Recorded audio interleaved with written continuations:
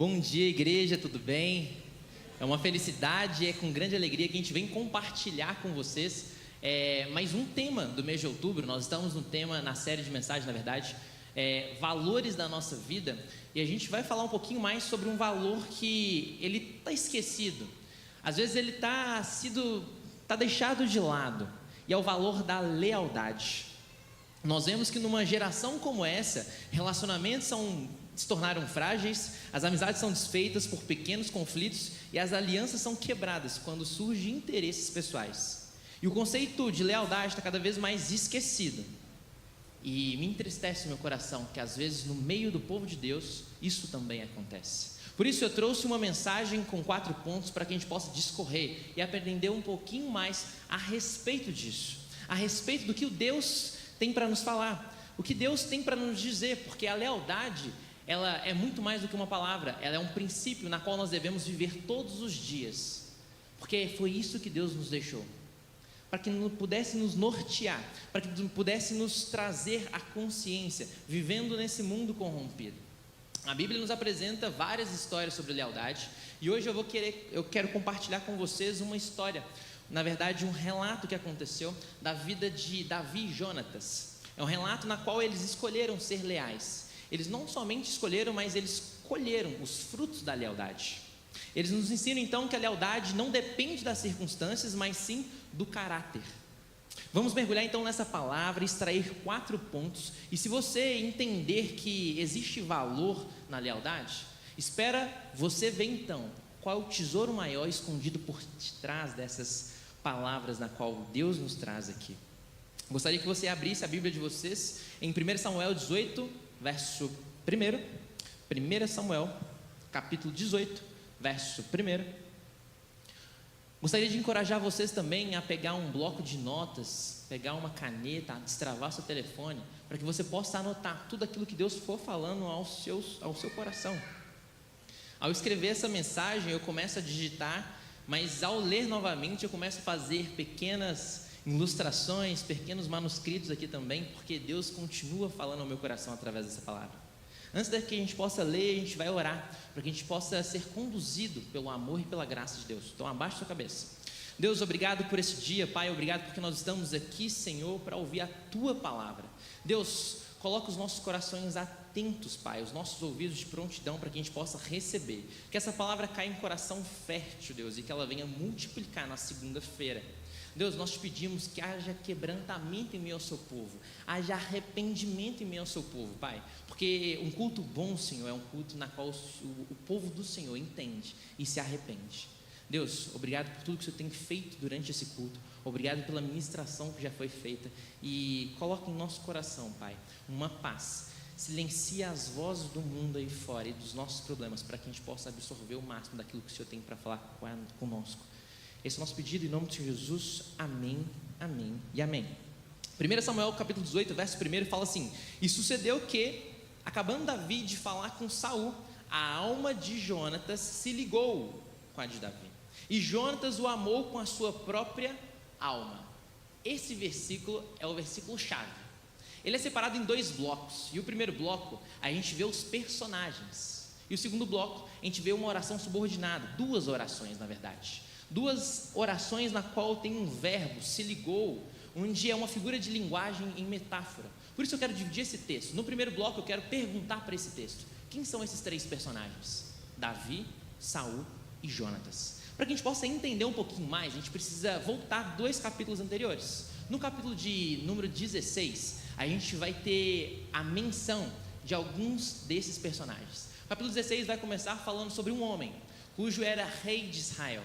Esse homem, rei de Israel, ele não estava agradando mais a Deus, com o seu coração, com as suas atitudes, e por isso Deus levanta outro homem, um profeta daquela geração, chamado Samuel, para que ele fosse até Jessé o Belamita, aquele que veio de Belém.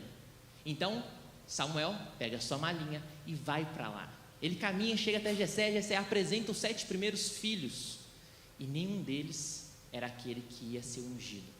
Deus não mostra para Samuel, Deus não coloca o Espírito em Samuel e fala: é este. Por isso, Samuel fala: Jessé, tem outro filho?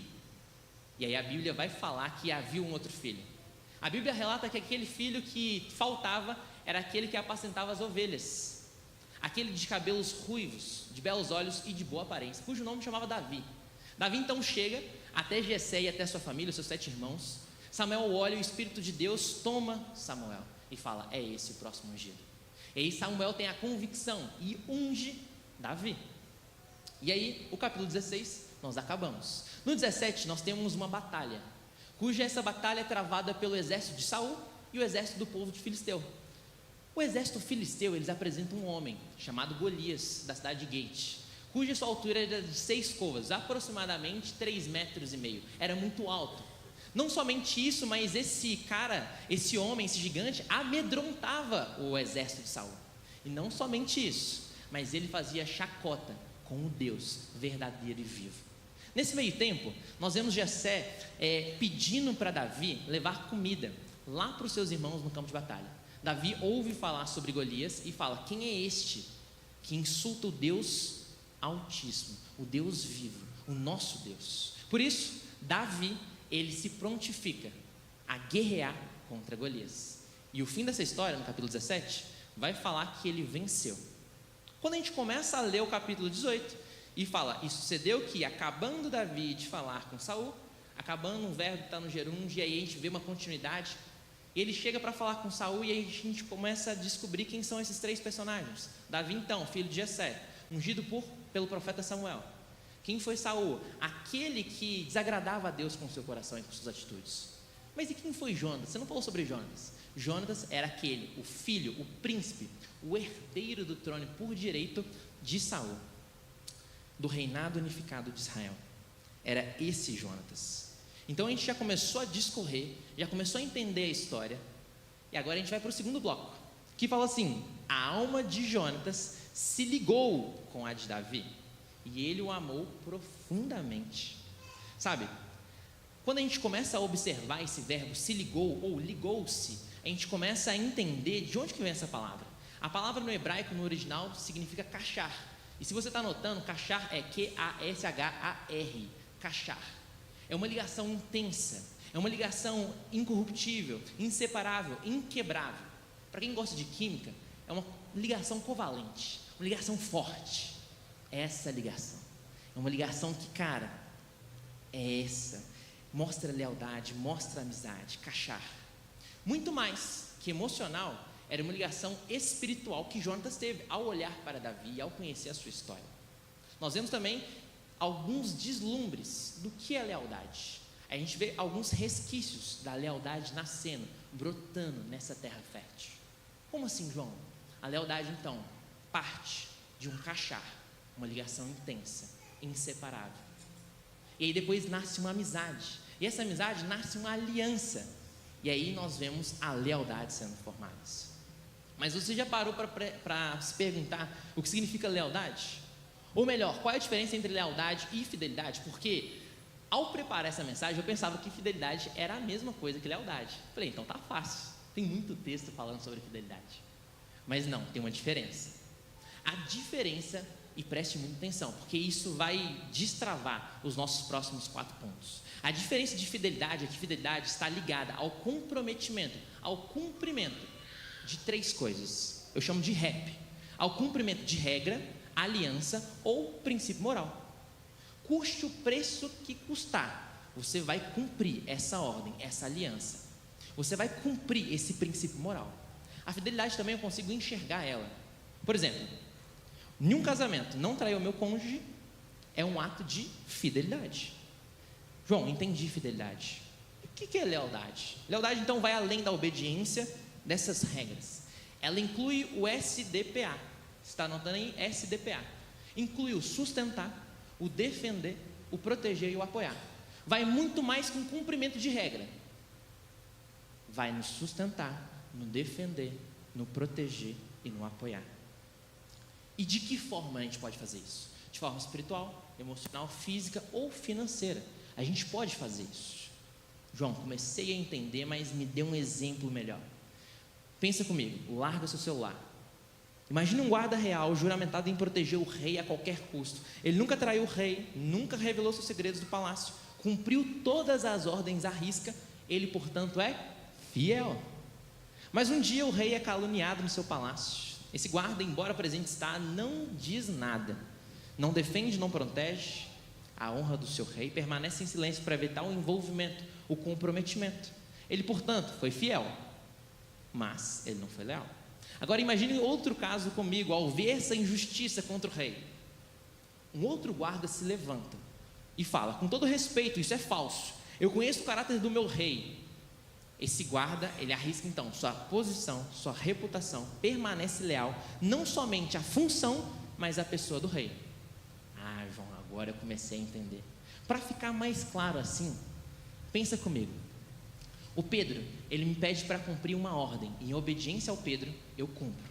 Eu sou fiel a ele. Mas quando ele não está perto, eu defendo, eu protejo, eu apoio. Então eu estou sendo leal a quem me pediu o cumprimento dessa ordem. Lealdade é sobre isso. Uma aplicação espiritual na nossa vida é que Deus nos chama para sermos fiéis aos seus mandamentos, obedecendo a sua palavra. Mas Ele também busca lealdade no nosso coração, pessoas que o amam, as que defendem, as que permanecem com Ele quando está difícil. Então Deus, Ele pede no nosso coração fidelidade e lealdade. Agora que a gente já discerniu e entendeu sobre fidelidade e lealdade, a gente pode entrar nos 4 pontos. E o primeiro ponto que eu gostaria de falar com vocês é lealdade. A lealdade nasce da aliança e não da conveniência. A lealdade nasce da aliança e não da conveniência. O texto de 1 Samuel 18, 3, 4 vai falar: e Jonatas e Davi fizeram uma aliança, porque Jonatas o amava com a sua própria alma. O segundo verso vai falar: despojou-se Jonas da capa que vestia e deu a Davi, como também a armadura, inclusive a espada, o arco e o cinto. O que Jonatas fez com Davi? Uma aliança. Agora, aliança, quando a gente pega essa palavra, vem para o original, no hebraico, a segunda palavra que você está aprendendo hoje, significa berit. E berit é compromisso solene, ou aliança. Compromisso solene na qual você está juramentado. Você está ali com risco, às vezes derramamento de sangue. Isso era comum nos tratados antigos. E selava a fidelidade entre as duas partes, mesmo com risco de morte, porque existiu o sangramento ali. Agora eu gostaria de perguntar para vocês, em alto bom tom, vocês vão responder o que é isso, hein? Como chama esse objeto na minha mão esquerda? É uma... Não, isso não é uma aliança. Como assim, João, isso não é uma aliança? Isso aqui é um aro metálico, produzido por um ourives, de grande excelência, que adorna meu dedo anelar na mão esquerda. Aliança é berit. Isso é um aro metálico, produzido por um ourives de grande excelência, que adorna meu dedo anelar na mão esquerda, que aponta para uma aliança, mas ainda não é uma aliança. A aliança foi aquilo que eu fiz com a Amanda aqui nesse altar, perante várias testemunhas e o meu pastor. Jurei amar, proteger, guardar e cuidar do nosso lar, dar a minha vida por ela. Isso é berit. E por conta de não entender e discernir o que é berit, o que é um aro circular, metálico, blá blá blá blá blá, é que muitos casamentos estão sendo desfeitos. A gente acredita que a gente está colocando uma aliança no nosso dedo, mas a gente está colocando uma conveniência. E por estar em conveniência, o nosso casamento está fadado ao erro, ao fracasso. E muitos divórcios acontecem. Sabe, muita gente pode até colocar um aro metálico, produzido por um ourives de grande excelência, no seu dedo, para adornar, mas não ter berit na sua vida conjugal com seu esposo. Lealdade parte disso, e eu gostaria que você entendesse um pouquinho mais. Isto é lealdade, isso é aliança. Mas eu gostaria de perguntar outra coisa. Depois de uma aliança, de um casamento, o que vem? Muita gente vai falar: vem a festa, vem a lua de mel, vem a alegria. E eu falo, vem tudo isso, mas vem uma outra coisa muito relevante. Que coisa é essa? O ato de sacrifício, o ato de me matar todo dia, o ato de renunciar à minha carne, o meu eu. Porque o João de antigamente, João solteiro, não cabe no João de casado. Concorda comigo? Não cabe mais. Cristo nos ensina que nós devemos tomar a nossa cruz, e por isso eu devo me matar todo dia. Eu devo me sacrificar todos os dias. Mas não foi isso que Jonatas fez, porque o verso vai falar: despojou-se Jonatas da capa que vestia e deu a Davi, como também a armadura, inclusive a espada, o arco e o cinto. Jonatas então entrega suas vestes, manto real, espada e arco, símbolos do direito do trono real. Historicamente, nós estamos falando que Jonatas então renunciou, mas ele entendeu a soberania de Deus sobre a vida de Davi e onde que Deus tinha ungido aquele homem. Como que Deus tinha ungido aquele homem? Jonatas reconhece a escolha divina e entrega voluntariamente os seus direitos reais a Davi. No mundo onde as pessoas só permanecem enquanto for útil para elas, lealdade então é permanecer mesmo quando você não tem nada a ganhar. Não sei quantos me conhecem aqui, mas meu pai chama Silvano. E um fato muito interessante dele, não são os cabelos brancos, de pouca idade, mas o fato interessante dele é que em todos os velórios que ele conhece ou não conhece, ele está. Eu achei isso estranho. Como assim, pai? Todos os velórios você está, cara? Eu achava estranho. E eu vou confessar para os irmãos, eu não gosto muito de velório. Mas há alguns anos atrás me fez repensar essa atitude, olhando para a atitude do meu pai. É muito bom ir no aniversário, né? Comer um bolo, ser bem recepcionado. É muito bom chegar e ter aquele momento de alegria, de festa. É muito bom. O anfitrião prepara tudo para você. É bom, mas é conveniente que você esteja lá. Mas num velório na qual aquela pessoa depende ou precisa do seu carinho, do seu cuidado, da sua palavra de afirmação e estar com ele, às vezes você não ganha nada para estar lá. Ou às vezes ele nem tem nada para te oferecer, nem um cafezinho. Mas é aí que eu demonstro a minha lealdade com quem foi, com quem ficou. Lealdade, então, é a respeito disso. É a respeito de eu não negar. É a respeito de eu ser fiel. Isso é lealdade. É permanecer, mesmo quando você não tem nada a ganhar. E eu mudei meu conceito. Mesmo que eu não goste, eu preciso estar lá. Eu sou fiel àquela pessoa. Eu sou leal àquela pessoa. Conte comigo. Mas eu não conheço. Conte comigo, meu abraço. Foi para isso que Cristo me chamou. Para levar alegria, amor, paz, redenção. É para contar a história dele nesses momentos também. E eu mudei meu conceito. Na igreja, no casamento, nas amizades, Deus nos chama para sermos leais, como Jonatas, mesmo que nos custe caro. No livro Formador de Heróis, tem uma frase que fala assim: feliz é aquele que, como Jesus, apostou as suas fichas em pessoas, acreditando valor nelas, e não fez isso com coisas vãs que a traça poderia correr, que poderia comer, mesmo custando um alto valor, porque discipular alguém custa, gente. Eu discipulo umas 2 pessoas e custa tempo, dinheiro, recurso, paciência, te custa. Mas nós somos leais a Deus quando a gente faz isso. Não somente cumpre aquilo, mas a gente executa aquilo que Ele nos pediu. Lealdade é isso. É defender o Evangelho, é defender aquilo que a Bíblia diz que é verdade. Isso é lealdade. O segundo ponto é que a lealdade defende o outro, mesmo sob pressão. Texto 1 Samuel 19, 1-7 vai falar assim: então Jonatas falou bem de Davi a Saul, seu pai, e lhe disse: não peque, ó rei, contra seu servo Davi, porque ele não pecou contra ti, e os seus feitos para contigo têm sido muito importantes, arriscando a sua própria vida, feriu os filisteus e efetuou para o Senhor grande livramento a todo Israel. Então Jonatas falou bem de Davi para Saul, seu pai. Saul decide matar Davi, e nesse meio tempo Jonatas o defende. Mas você não entendeu a defesa aqui de Jonatas? Quem que era Saul? Era o rei de Israel.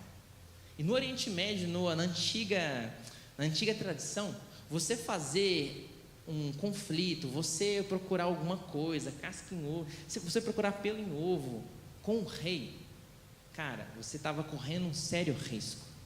Um risco de morte ou exílio. A lealdade então de Jonas o coloca na posição de risco político e pessoal. Eu quero dizer para os irmãos aqui que a lealdade não é neutralidade. Leal é tomar partido do certo em tempo de crise. O leal se posiciona, mesmo quando isso significa confrontar o erro de quem está no poder.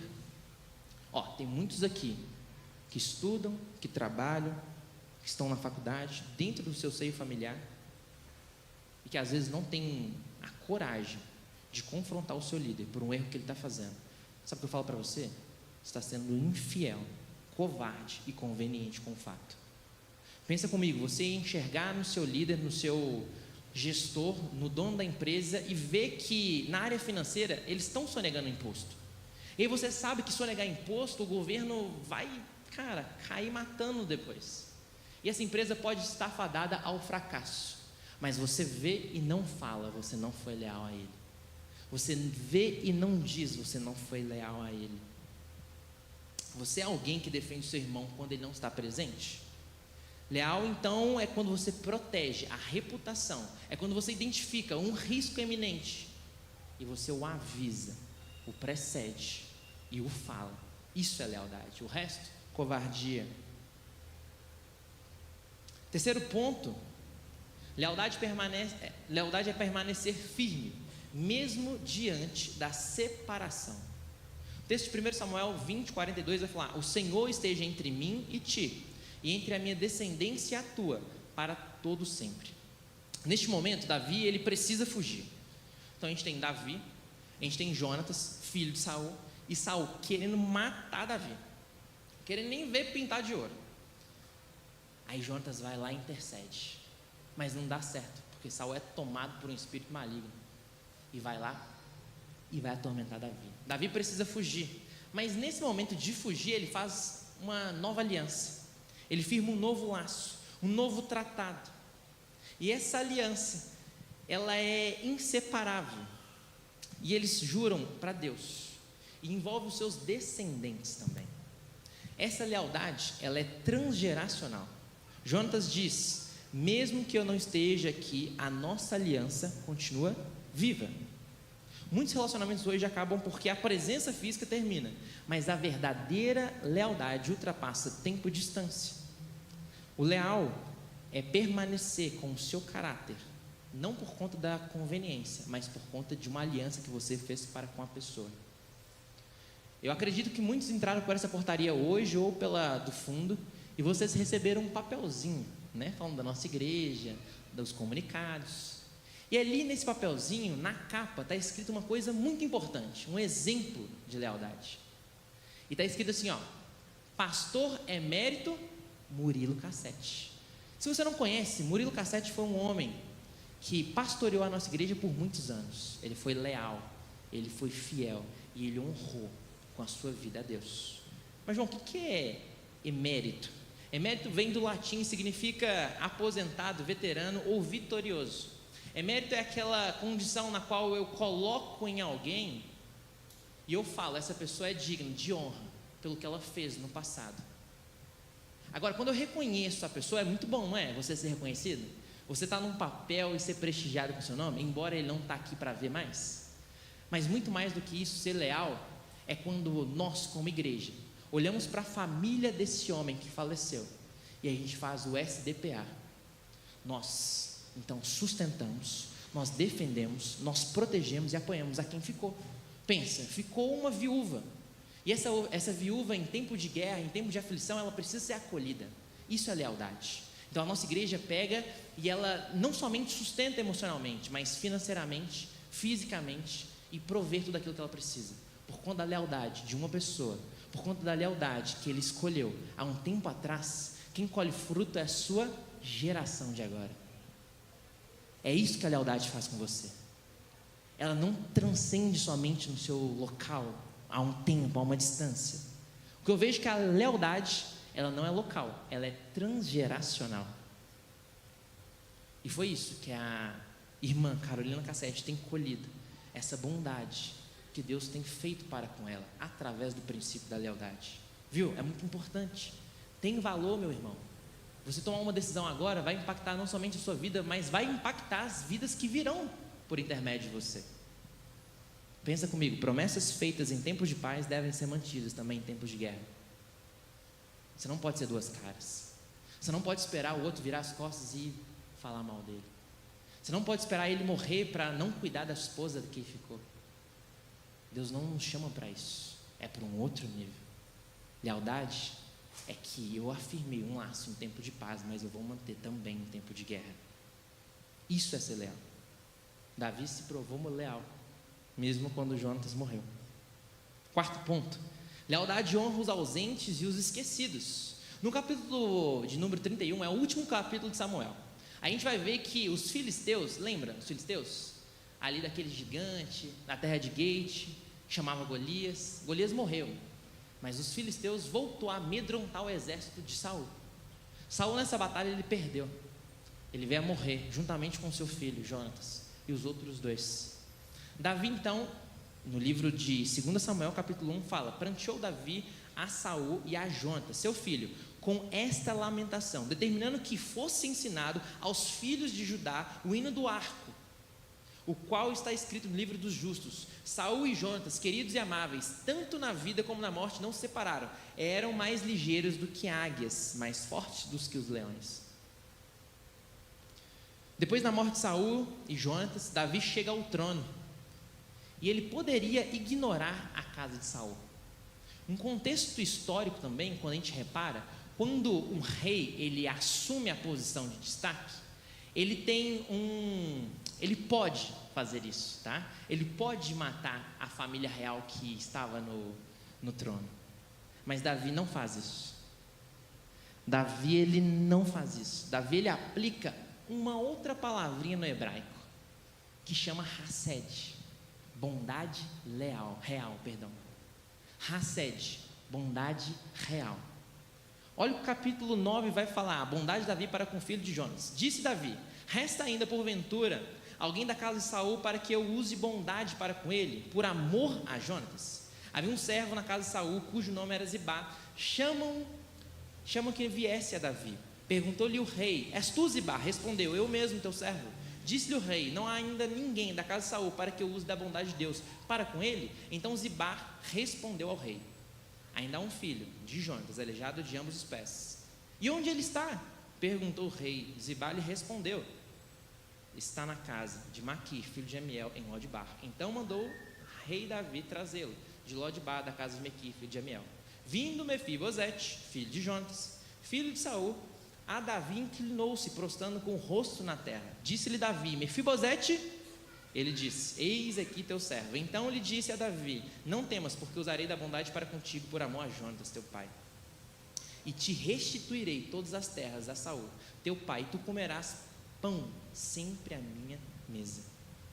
Mefibosete era o filho de Jonatas, e ele começa a passar a receber da bondade, da aliança do seu pai. Sabe quem foi Mefibosete? A Bíblia vai falar que ele foi o aleijado dos pés, escondido em Lodibar, cidade do esquecimento. E a palavra Lodibar no hebraico significa sem pasto ou terra do nada, escrevendo um lugar seco, árido, estéril, um esconderijo de pobreza e sofrimento. A história de Mefibosete nessa região é um símbolo de um passado de humilhação, abandono, na qual ele foi resgatado por causa do pacto e amor do rei Davi com Jonatas, pai de Mefibosete. Ele era sem mérito algum, apenas herdeiro de uma promessa. Davi ele poderia matar toda a família e a casa de Saul, mas ele não fez. Ele aplica uma palavra: Hased, bondade real. Ele faz isso. Cara, que lealdade. Mesmo no tempo na qual Jonatas não está mais vivo, ele não precisava fazer isso, mas ele fez. E ele fala uma coisa: sempre comerás à minha mesa. O verdadeiro leal não esquece de promessas antigas. Ele honra mesmo aqueles que já não podem mais retribuir. Há promessas antigas que você precisa cumprir. Mefibosete então representa muitos de hoje que estão feridos, escondidos, mas que precisam da nossa lealdade. Para recapitular a história de lealdade e o que eu estou falando, nós aprendemos então a discernir sobre fidelidade e lealdade. Fidelidade é o cumprimento de regra, aliança, princípio moral. Lealdade vai muito mais além disso, é o SDPA. Você tem que fazer, você tem que sustentar, defender, apoiar e proteger. Você tem que fazer isso. Nós aprendemos de tudo. Se você não aprendeu nada, 3 palavras no hebraico que você saiu falando aqui. Não está fluente ainda, mas você aprendeu: berit, kachar e hased. 3 palavras que a lealdade ela apresenta consigo mesmo. Você achou muito bom, né, a mensagem até agora? Eu também. Cara, Jonatas, Davi, Saul, a bondade, a lealdade. E você entendeu comigo que a lealdade tem ou não tem valor? Tem valor. E muito valor. valor demais. Mas o que eu consigo observar não é o valor da lealdade nesse texto, é o tesouro que está guardado dentro desse texto, é o tesouro na qual você precisa enxergar, você precisa cavar, você precisa estar de olhos atentos para a palavra de Deus. É um tesouro tão grande que talvez você não se deu conta ao eu contar essa história. Sabe, essa história conta sobre lealdade, mas muito além disso, o verdadeiro leal, ele não esquece das promessas antigas. Essa história aponta para quem foi o maior exemplo de lealdade, que é quem? Jesus Cristo. É Jesus Cristo que é o maior exemplo de lealdade. Mas como assim, João? Eu não vi falar de Jesus, eu ouvi falar de 3 personagens. Eu ouvi falar então de Davi, Saul e de Jonatas. Cadê Jesus nesse meio? Eu não conseguia observar Jesus nas escrituras, mas é o que a gente aprende com o nosso pastor Juan Nossi, é que de Gênesis a Apocalipse tem contado uma história de amor, de graça, de justiça e de redenção. De Gênesis a Apocalipse, se você olhar atentamente, é Jesus aparecendo, é a graça se instalando, é o amor invadindo, é a redenção daqueles que estão perdidos. É isso. Se eu pudesse resumir a Bíblia em 3 coisas, em 4 coisas na verdade: amor, graça, justiça e redenção. Agora, me mostra, João, você falou que tem Jesus, mas eu não li Jesus, que história é essa? Vamos lá. O primeiro ponto é Jonatas como um tipo de Cristo. Como assim, João? Jonatas como um tipo de Cristo? É o príncipe que se esvazia por amor. Lembra quem foi Jonatas? Foi o príncipe do reinado unificado de Israel, que por direito, se Saul morresse, quem vinha no trono? Jonatas. Parece com a história de alguém que tinha um direito, que tem um direito. 1 Samuel 18,4 vai falar que Jonatas tirou o manto que vestia e o deu a Davi, como também as suas vestes, até a sua espada, o seu arco e o seu cinto. E o que isso representa, João? Jonatas, filho do rei Saul, herdeiro do legítimo trono, renuncia dos seus direitos reais por amor a Davi. Ele reconhece então o chamado de Deus na vida de Davi e entrega os seus símbolos de autoridade real, numa atitude de redenção e de aliança. E cadê Cristo, que até agora eu não vi, João? Jesus é o filho do rei, o legítimo príncipe da glória. João 1,14. No entanto, ele se esvazia da sua glória, Filipenses 6, e entrega a sua vida por nós, para todos os Davis que estão aqui, pequenos, improváveis e perseguidos, não por mérito nosso, mas por amor. Você conseguiu enxergar? É Cristo sendo revelado através da Escritura, mesmo que ainda ele não estava na terra. É o Antigo Testamento contando uma história que ia ser aplicada, que iria estar por vir. A amizade de Davi e Jonatas mostra isso, ela aponta para isso. Assim como Jonatas entregou a sua realeza a Davi, sabe o que Jesus faz? Jesus, filho de Deus, ele é o herdeiro, não é? Quem é filho é herdeiro, não é? E nós na história? Cara, sobramos igual de lá na janta. Mas não é isso que a Bíblia fala. Jesus então faz nós co-herdeiros com ele, Romanos 8,17, nos levando à sua mesa como amigos e irmãos. A segunda coisa que eu reparo é que a aliança entre Davi e Jonas prefigura a aliança do Evangelho, a aliança que Cristo fez com a gente. 1 Samuel 20,42 vai falar que o Senhor esteja entre mim e ti, e entre a minha descendência e a tua, para todo sempre. O que isso representa? Eles fizeram uma aliança eterna. É local? Não, é transgeracional. Quem que fez uma aliança com você? Quem que fez uma aliança com você?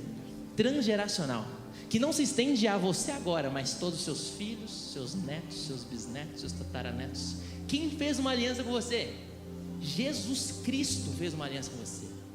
Sabe, a amizade de Davi e Jonatas prefigura a aliança. Essa lealdade que tinha valor prefigura tudo isso.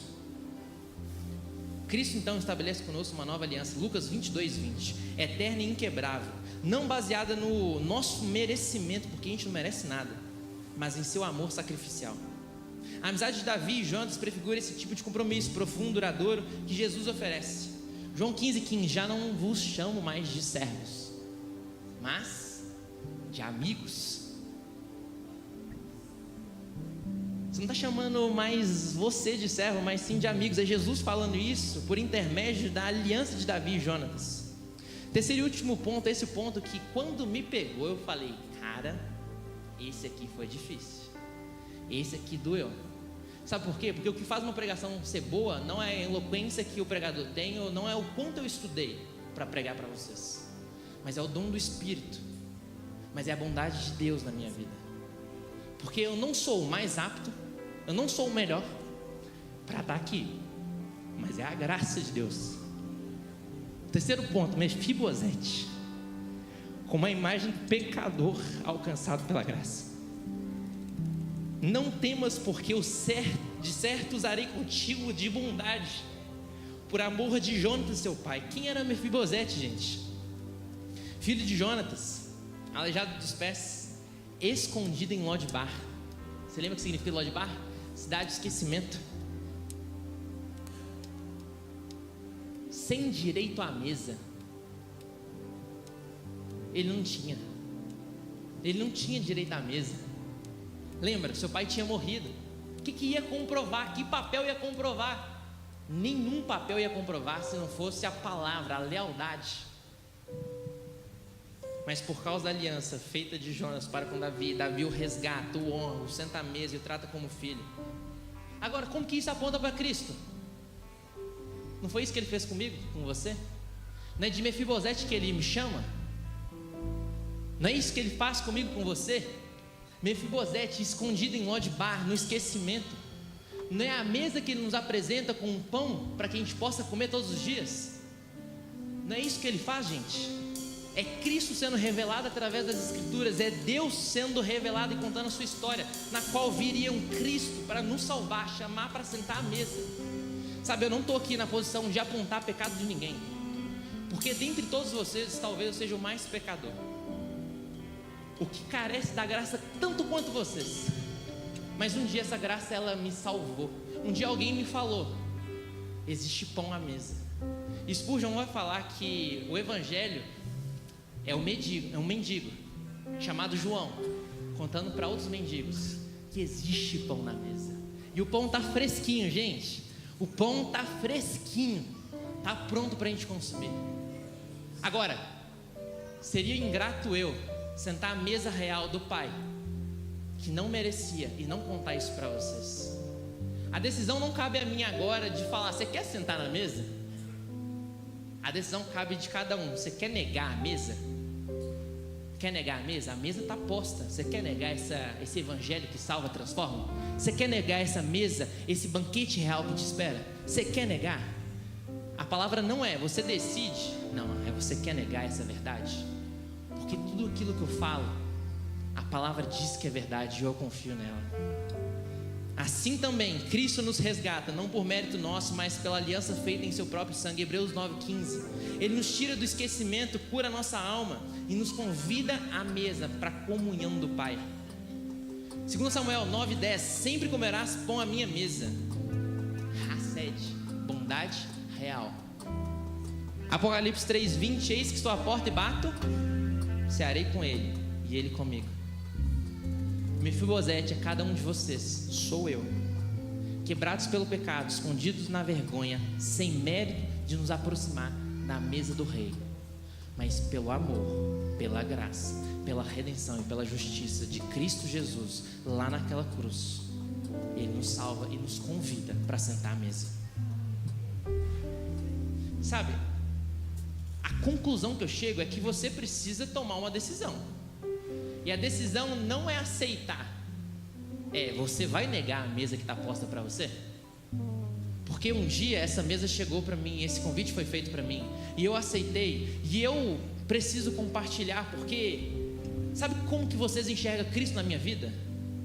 Não é quando eu como o pão inteiro, mas quando eu pego o pão, eu dou graça e eu reparto ele.